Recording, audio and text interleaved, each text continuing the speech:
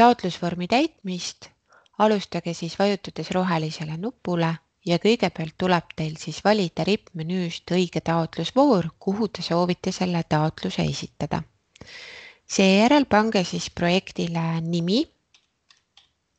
Algselt võib see olla mõni märksõna, hiljem juba taotluse juures saate ka seda nime korrigeerida. Vajutage salvesta ja avanebki taotlusvorm. Taotlusvormi tuleb täita siis järjest, mis tähendab, et iga lehe salvesta ja jätka nupule vajutades avaneb siis järgmine leht teil täitmiseks. Et suvalisest kohast ei ole teil võimalik seda täitmist alustada. Täita tuleb kõik kohustuslikud väljad, need on tähistatud punase tärniga ja juhend, mida siia väljale siis kirjutada, on siin küsimärgi taga. Salvesta jätka nupp salvestab siis teie töö, kontrollib, et kõik punase tärniga väljad oleksid täidetud ja avab järgmise lehe siis täitmiseks. Kui väljad ei ole täidetud, siis teie tööd ka sellel hetkel ei salvestata, et salvestamine toimub alles sellel hetkel, kui siis kõik vead on ära parandatud. Kui te soovite oma pooleli olevat tööd salvestada, siis selleks vajutage salvesta mustand. Sellisel juhul kontrolli ei tehta ja hea on teada, et keskkond automaatsalvestusi ei tee, nii et aeg-ajalt on kasulik ka seda salvesta mustand nuppu töö keskel vajutada. Katkesta nupp siis teie muudatusi ei salvesta ja viib taotlusvormi vaatamise kuvale. Uuesti muudetavaks saate vormi teha, kui vajutate avaandmed muutmiseks. Lehekülje vasakus nurgas on ka loobu taotlusest nupp, et kuni selle hetkeni, mil taotlus on meile ära esitatud, saate siis ka sellest taotlusest loobuda. Lehekülje päises on siis kuvatud teile taotluse esitamise tähtaeg. Seisundid, mis siin on ka link, et hiljem, kui näiteks taotlus on jõudnud rahastatud seisundisse, siis neid seisundeid võib siin olla palju ja nendega võivad olla seotud erinevad failid, siis see on ka koht, kus te saate neid erinevaid seisundeid vaadata. Abiinfo telefoninumber on siin, kui voor on siis avatud ja tööaegadel saate siis küsida nõu ja abi, kuidas siis oma taotlusvormi täita. Abi saate küsida ka projekti postkastist, kirjutades siis toetuse andjale ja tema vastab teile siia postkasti ka kirjaga. Üldiselt siis vormist hetkel kõik, et liigume nüüd edasi sisu poole ja olengi ette valmistanud ühe taotlusvormi, et käime siis leht lehe haaval üle ja vaatame, mismoodi siin tuleb siis neid asju täita. Kõigepealt siis sisestage taotleja nimi. Keskkond on liidestatud äriregistriga ja kui hakkate siia tippima asutuse nime, siis pakutakse juba teile erinevaid variante. Ja äriregistri andmete põhjal siis täidetakse ära siis asutuse üldandmed.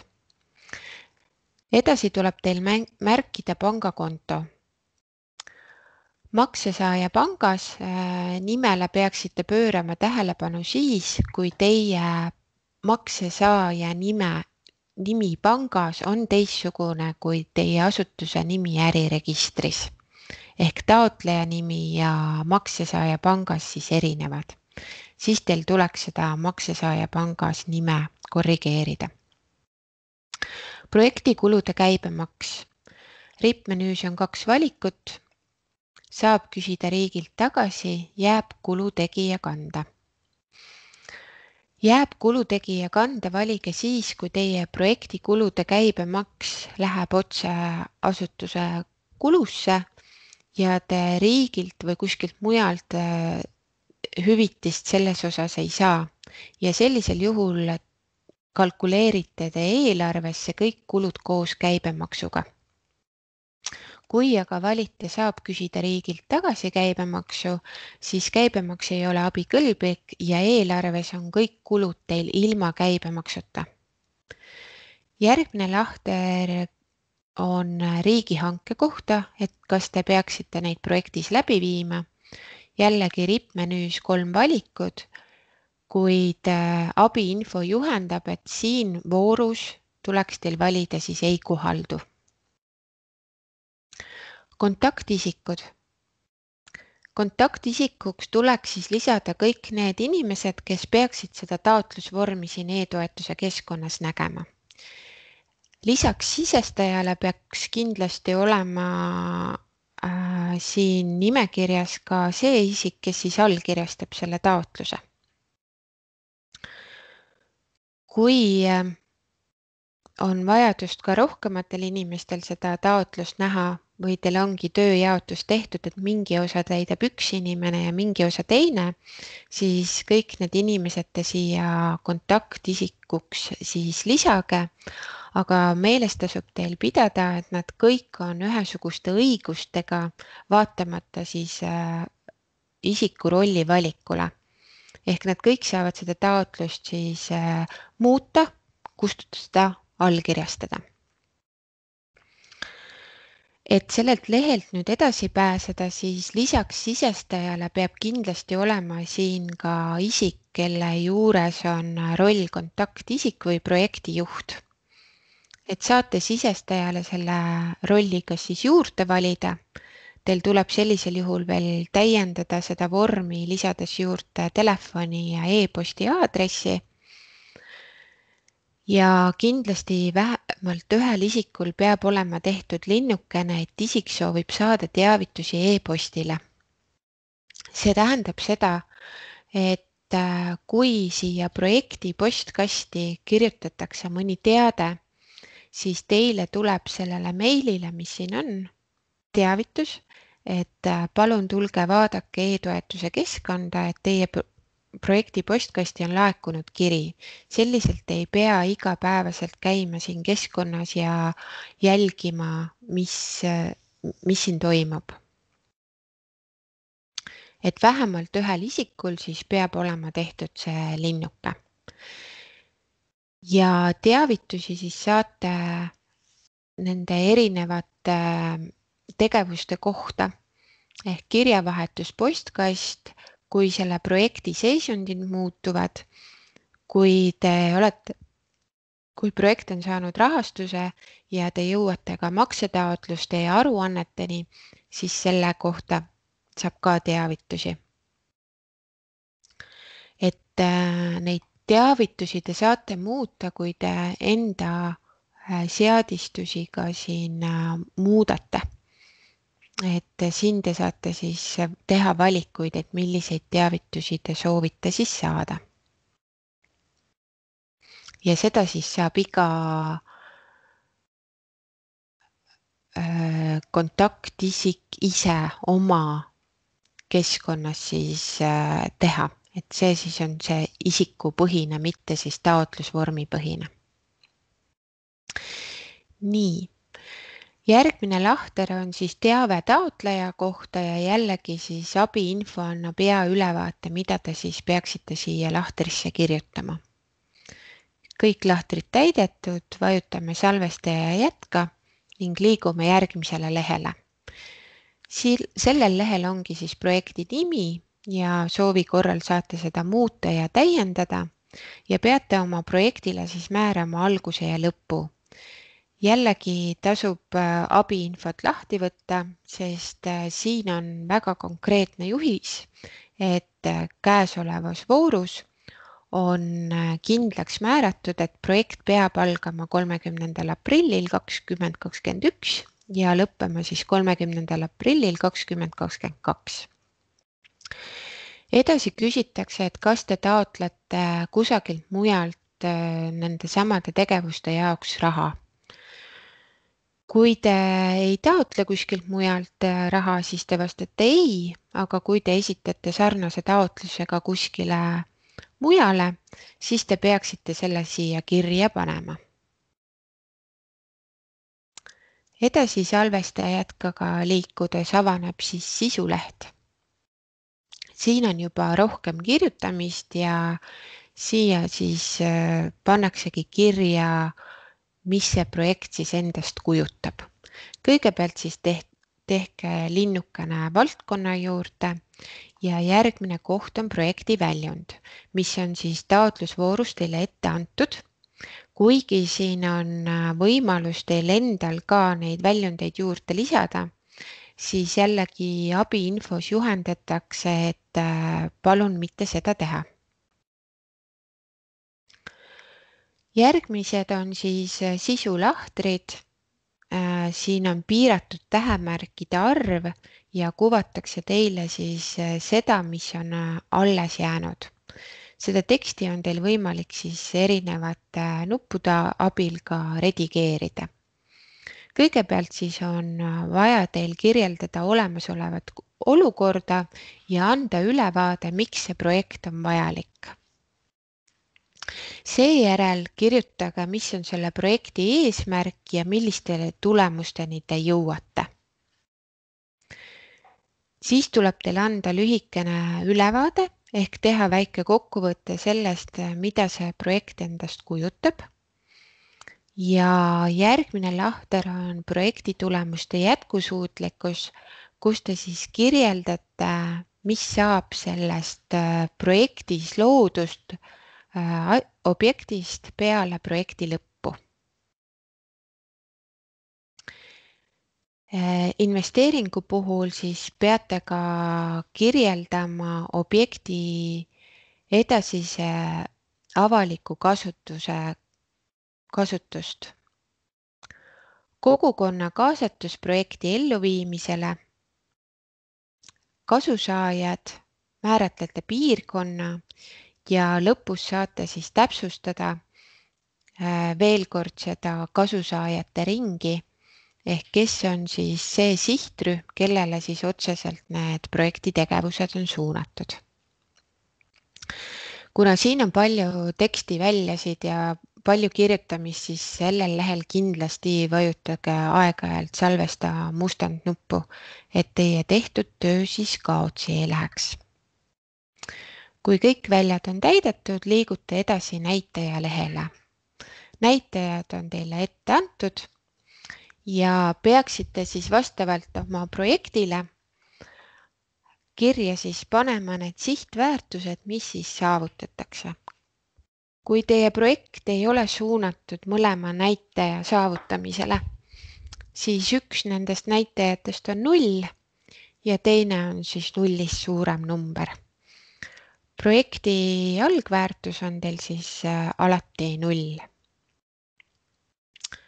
Sihtväärtus, algväärtus paika pandud, liigume edasi tegevuste lehele. Tegevuste lehel algselt teil tegevusi ei ole, et need te peate siia siis ise kirjutama, lisate tegevuse ja kirjutate nime.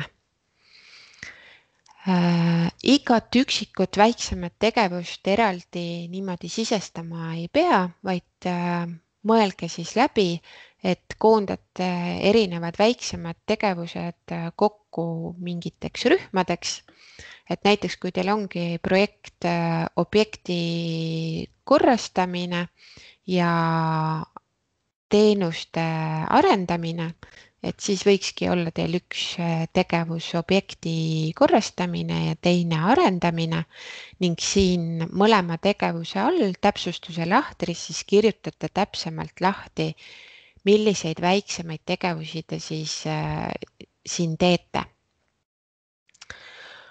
Planeerite ka siis ajakava ehk panete paika, millal mingite tegevustega alustatakse ja millal nendega lõpetatakse ja pange siis tähele, et vähemalt ühe tegevuse alguskuupäev vastaks siis üldandmete lehel projekti alguskuupäevale ja vähemalt ühe tegevuse nimi siis sellele projekti lõppkuupäevale. Planeerimisel jah, siia märgitakse kuupäeva täpsusega, aga te ei pea seda kuupäeva täpsusega planeerima, et piisab selline kuuajaline planeerimine. Edasi peate kirjeldama siis või tooma välja dokumendid, mida te saate siis hiljem esitada oma tegevuste tõendamiseks, kui te olete saanud rahastuse. Nendeks dokumentideks näiteks ürituste puhul on klassikaliselt allkirjaleht või päevakava. Teenuste arendamise puhul töötate välja mõne näiteks dokumendi, kus on kirjeldatud seda teenust või paika pandud, kuidas see teenus peaks siis kulgema. Et selline dokument võib olla tõendusmaterjal. Siis kui te midagi korrastate, et kas siis nende tööde planeerimise ja elluviimise kava, millal üht või teist asja tehakse, et siis oma projektist lähtuvalt mõelge nendele dokumentidele, mida te saate siis esitada, et te saaksite tõendada selle projekti elluviimist. Ja hiljem, kui te olete siis raha saanud, siis tulete siia projekti juurde tagasi ja vaatate, mida te siis olete lubanud esitada. Juurde tuleb teil lisada ka siis avaliku kasutuse leping, rendileping, kohaliku omavalitsuse üksuse kirjalik kinnitus ja kui te peate vajalikuks veel mingeid dokumente juurde lisada, siis selleks on ka koht olemas. Salvesta jätkaga edasi liikudes jõuame eelarve lehele ja kõigepealt siis on siin projekti maksumuse plokk, kuid selle jätame esialgu kõrvale ja tuleme selle juurde tagasi, kui me oleme paika pannud siis eelarve. Eelarve tabelisse tulevad tegevuste lehelt täpselt needsamad tegevuste nimetused, mis seal on kirjas ja nüüd te siis peaksitegi eelarves iga tegevuse all lahti kirjutama need kulud, mis teil tekivad selle tegevuse elluviimise käigus. Siin on 2 tingimust. Kulud tuleb teil siis lahti kirjutada koos arvutuskäiguga. Ei piisa sellest, kui kirjutate näiteks ehitusmaterjal 1000 eurot, vaid te peategi siis lahti kirjutama, mis see ehitusmaterjal on, mis on tükid ja mis on ühiku hind ja kuidas siis kogu summa on kujunenud. Teine tingimus on, et kui teenus või tööde maksumus ületab 1000 eurot, et siis tuleks kirjeldada, kuidas te olete hindasid võrrelnud. Siin näites oleme siis toonud, et kuluartikkel 2, tema koguhind on siis 2000 eurot ja leiti see kõige soodsam pakkumine 3 pakkumuse hulgast ja teised ettevõtted siis ettevõte Y esitas pakkumuse 3500 ja ettevõte Z siis 2750, et enam-vähem sellise detailsusega võiks teil olla siis lahti kirjutatud see pakkumiste võrdlus. Kui kõik kuluartiklid on teil lahti kirjutatud, siis tegevuse rea abikõlblik summa peab siis teil võrduma nende üksikute kuluartiklite summadega kokku. Võite selle summa siia kirjutada, aga saate seda ka kalkulaatorina kasutada, kui panete võrdlusmärgi ja sisestate siia need summad, siis süsteem arvutab selle ise kokku. Nüüd, kui te olete need summad siia paika pannud, Siis on meil teada, et projekti eelarveks kujunes 4000 eurot ja see 4000 eurot saate siia ülesse siis projekti maksumuseks ja ära märkida. Voorus on siis toetuse määr 90% maksimaalselt ja kui te siia selle 90% kirjutate, siis süsteem arvutab ilusti selle proportsiooniga välja, et toetust saate 3600 eurot ja omafinantseering on teil 400. Kui teil eelarveleht on täidetud, siis järgmine leht on rahastajad. Siin teile lihtsalt antakse infot selle kohta, et taotleja paneb siis oma vahendeid 400 eurot ja toetus on 3600, siin midagi täitma ei pea ja jõuategi taotluse viimase leheni, mis on siis esitamise leht. Sellelt esitamise lehelt on teil võimalik oma taotlust ka alla laadida PDF-failina. Seda te saate teha siis igal ajahetkel, kui te seda taotlust ka siis sisestate siin, aga peaksite siis teadma, et kui te olete poole peale jõudnud, et siis on teil selline poolik taotlusvorm siin. Et vajadusel saate siis selle salvestada ka oma arvutisse. Siis tuletatakse teile meelde, et ennem allkirjastamist veenduksite, et arvutis oleks olemas teil ID-kaardi uusim tarkvara, et vältida erinevaid viperusi ja tõrkeid.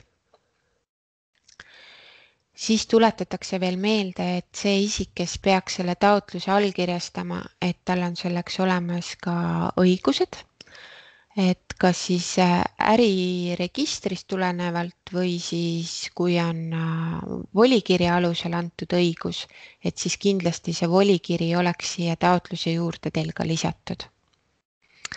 Siis on kinnitusküsimused selle kohta, et mida see toetus siis endaga kaasa toob, millised on kohustused, et need kindlasti lugege ilusti läbi ja mõttega ja siis, kui te vajutate, et te olete sellega kõigega nõus, siis teil avaneb ka allkirjastamine ja see lahter läheb aktiivseks. Antud hetkel lihtsalt voor ei ole veel avatud ja te seda allkirjastada ei saa. Ja allkirjastamise hetkel siis taotlus esitatakse toetuse andjale.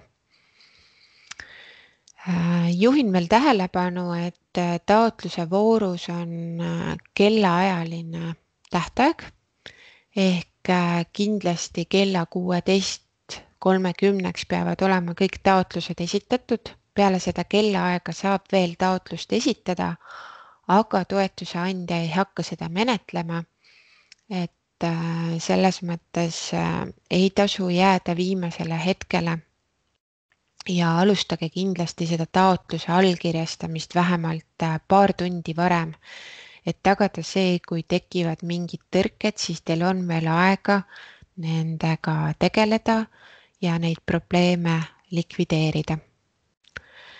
Et sellega ma ka lõpetan ja soovin teile head taotluse täitmist.